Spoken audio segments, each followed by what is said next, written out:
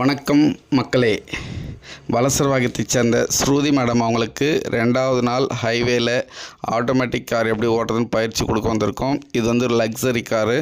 So ஹைவேல வரும்போது first ஒரு அரை மணி நேரம் அவங்க சின்ன பதட்டத்தோடவே இருந்தாங்க.